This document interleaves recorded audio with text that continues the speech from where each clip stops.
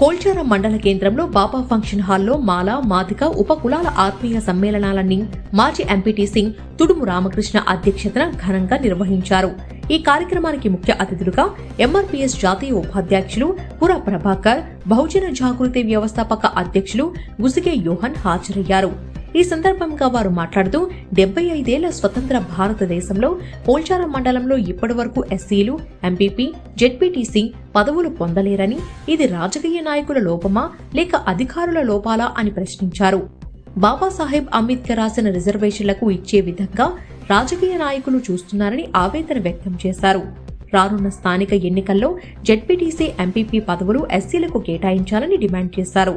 ఈ కార్యక్రమంలో పైతర మాజీ సర్పంచ్ ఎంపీటీసీ ఎల్లేశం, ఎల్లయ్య, కోనాపూర్ మాజీ సర్పంచ్ రమేష్, ఎనకంట్ల మాజీ ఉప సర్పంచ్ బాబయ్య, ఎంఆర్పీఎస్ జిల్లా ఉపాధ్యక్షులు అరికెల ప్రవీణ్, ఎంఎస్ఎఫ్ మెదక్ జిల్లా అధ్యక్షులు పురా మహేష్, సీనియర్ జర్నలిస్టు కామిని జైపాల్, ఎంఆర్పీఎస్ కార్యదర్శి ఎర్రెళ్ల సంజీవయ్య తదితరులు పాల్గొన్నారు.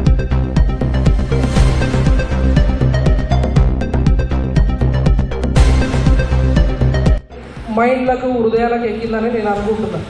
ఎందుకంటే మన పిల్లలకి ఒక నిర్దేశం చేసేదే చదువు. దాని తర్వాత ఇప్పుడు ఇక్కడున్న ఈ జనరేషన్, పెద్దోళ్ళ జనరేషన్ అయిపోయినాక మా ఏజ్ వాళ్ళు, మాకంటే కొంచెం పెద్దోళ్ళ జనరేషన్కి వచ్చేసరికి రాజకీయాలు. ఈ రాజకీయాలలో నాకు జరిగిన 2 అనుభవాలను నేను మీ ముందుంచాలనుకుంటున్నా. నా మిత్రుడు బాబాయ్య చెప్పిండు, మేమిద్దరం సేమ్ క్లాస్మేట్స్, ఇక్కడే చదువుకున్నాం. ఆయన ఆవేదన నా ఆవేదన ఒకటే. కొన్నిసార్లు ఈరోజు ఇంకొక విషయం ఏంటంటే, మన ప్రభాకర్ అన్న, యోగాన్ వీళ్ళందరూ కలిసి వారు మనకు ఒక ప్లాట్ఫామ్ క్రియేట్ చేయాలని వాళ్ళ తపనను బట్టి, అన్న నేను మీకు 2 చేతులెత్తి దండం పెడుతున్నానే, మీరు ఒక మంచి ప్లాట్ఫామ్ను క్రియేట్ చేయాలనుకుంటారు కోల్చారం మండలంలో. మీ ఉద్యమానికి మేము కూడా సహకరిస్తాం, అండదండగా నిలబడతాం. ఎటువంటి పరిస్థితులు ఉన్నా మాతో కూడా షేర్ చేయండి, మేము మీకు పూర్తి సహకారం అందించడానికి సిద్ధంగా ఉన్నాం. గిన్ని పేర్లు వేసిరు, గిన్ని పేరు దగ్గర 20 చిల్లర 30 చిల్లర రాశారు.